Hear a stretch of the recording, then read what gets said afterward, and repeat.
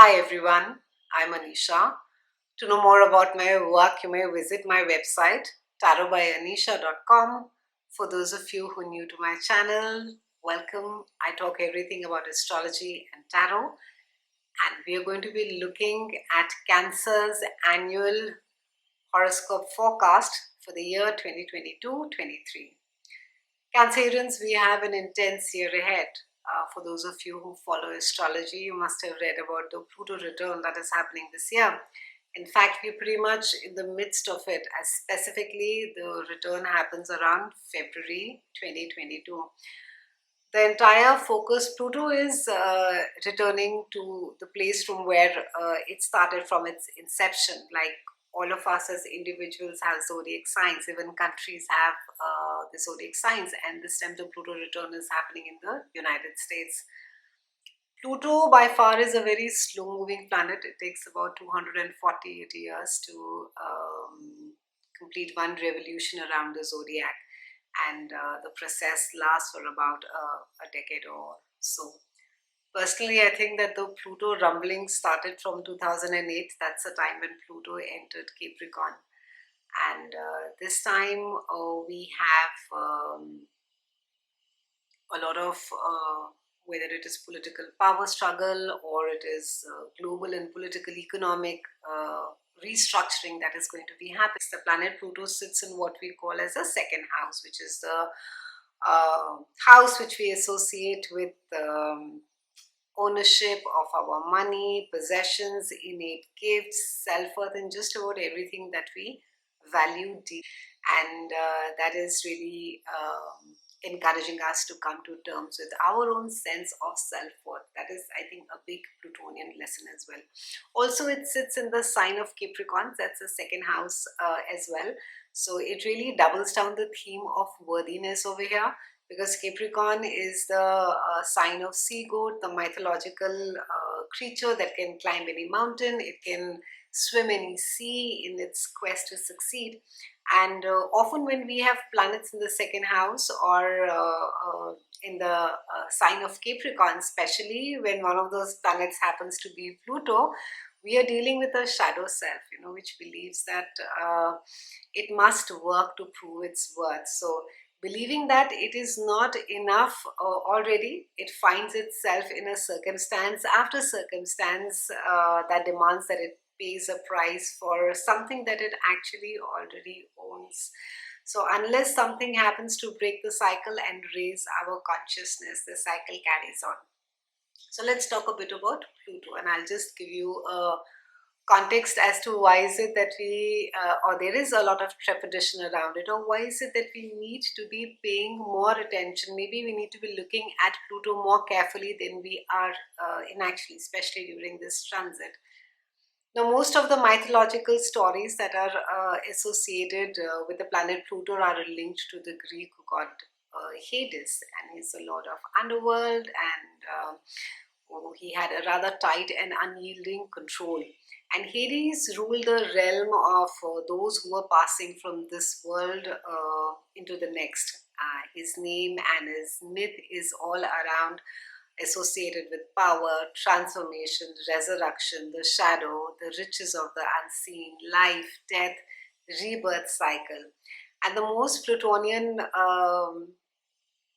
poignant myth is around the one which Hades shares with Persephone.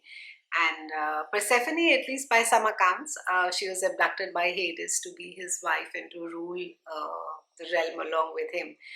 And also by most accounts, her abduction and initiation into the underworld as has been described as an intense process whereby she was stripped of the life and all that she knew before in order to undergo a rebirth that enabled her to rise up and become one of the most powerful deities in Greek mythology. Similarly, in astrology, the symbolism of Pluto in the birth chart is associated with similar processes of transformation, and Pluto transits often in a life. It accompanies periods of a life in which they seem to take us down in order to get us up. be more stronger.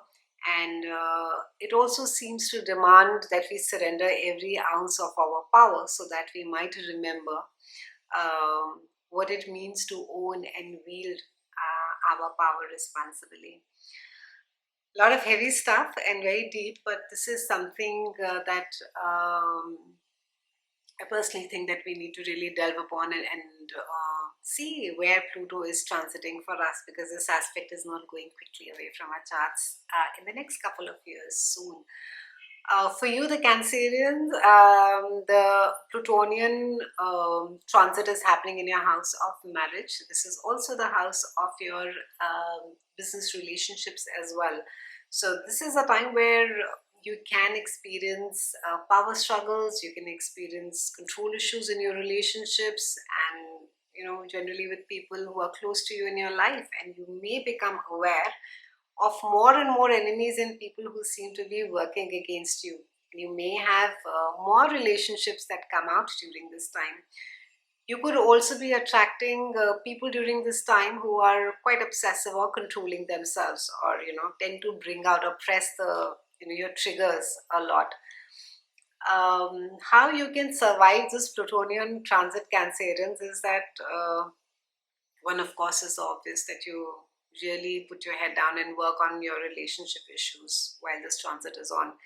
And the more relationship and commitment issues you have, the worse this transit can be for you. So work them out and transform yourself, the way that you approach relationships and commitment. Try not to buy love. Try not to buy people, Cancerians. It doesn't work. And if you can do that, you can develop very strong bonds with others. And people during this transit who come into your life, who seem to be, pressing your triggers, they could just be people who could be showing you something you don't want to see about yourself, or could be teaching you something that you need to learn. But of course, that doesn't mean that you keep people in your life who really treat you badly as well. The lesson could also be for some of you that you need to be standing up for yourself, that you need not be in an abusive relationship as well. It could be something that maybe that because you're not taking any action to stand up for yourself, that could just be encouraging the abuser more.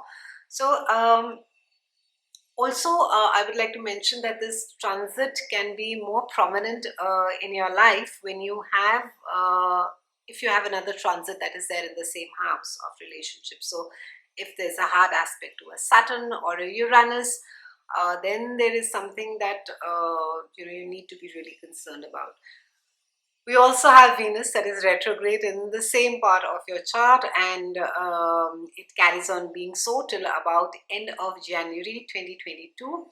And it can be that you could be finding that your relationship is quite toxic during this time. So you could be I think also maybe for some of you, there could just be this sense of maybe you're expecting too much out of your relationship, you've stopped working at it, and you just feel naturally, I don't know why it is not working, without making an effort to do something.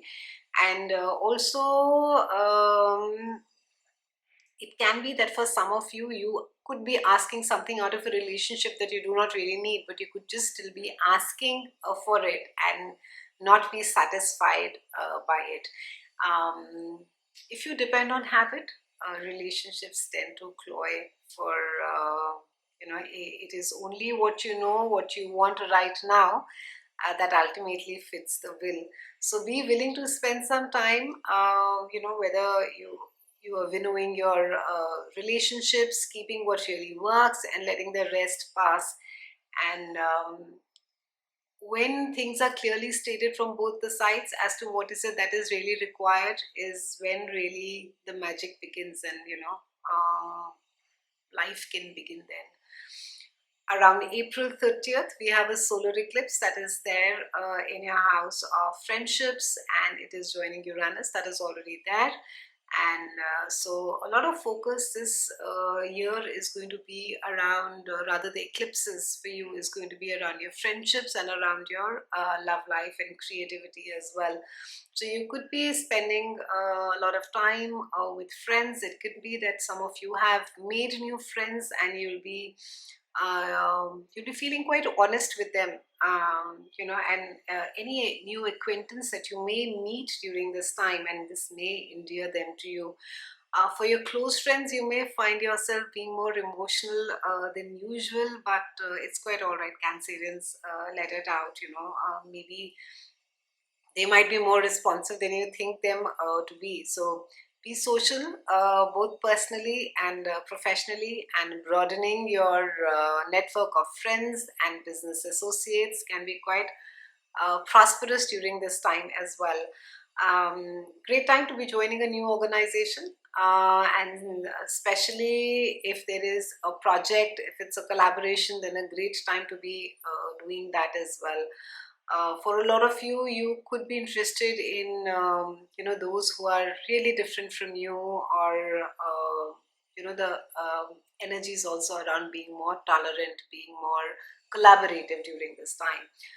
Around May 11th, we have Jupiter that moves into your house of career and reputation, and it's there till about 9th of October. So wonderful time. It can be that some accolades come your way. Maybe there's a project that you win. There's some recognition of your work that happens during this time. For some of you, this also indicates a change of career path. Maybe you choose to do something really different, or for some of you it may just mean that you are changing cities as far as your work is concerned. May 16th, we have a lunar eclipse that is there in your house of love, romance, creativity, and children. So, focus on relationships again. So, like I said, eclipses this year are all around relationships for you. So, this is the full moon over here. It is speaking about maybe a creative venture that gets finished for you, maybe something you could have been working. It can also mean that maybe a love relationship or a love affair comes to an end, or maybe in certain cases, if things have been going really well, it really gets heightened. And if a relationship breaks during this time, it is not going to be something very suddenly. It could be something that has been there in the pipeline for quite some time. So you may not want to be alone during this placement. So it can be that some of you may just do a very quick sorting this. But for those of you who are in a deep, happy, committed, strong foundational relationship, it can be a time of bringing about the next chapter in your life. But going out and having fun is going to be quite important for you. You're going to be quite enthusiastic, passionate, spontaneous. So be also careful of what is it that you're committing to, so that you do not overpromise and can't deliver that later. Work could be on the back burner for you. So again, try not to commit yourself to big projects. Otherwise, you could just be ripping your hair and teeth and nails and trying to get it done, yearning to be out of it and living your life. Between September and November 2022, we have a square that is there between Saturn and Uranus. For you, it is going to be there in your house of friendships and your house of joint finances and intimacy and taxes as well. So you could feel polarized between, whether you need to be, for some of you, it speaks about taking care of your finances, taxes, investments. And on the other side, of course, this is time to be spending with friends, just to ensure that you're not overspending, you're not overstretching yourself financially just to fit in a certain circle.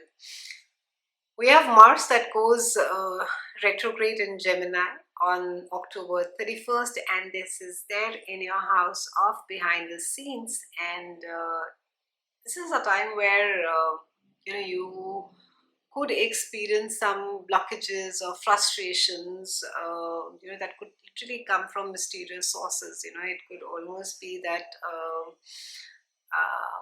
you could get quite superstitious as well during this time. So it's worth your while to be seeking out the heart of these mysteries that are draining you out. And is it time that you really need to be knowing truth?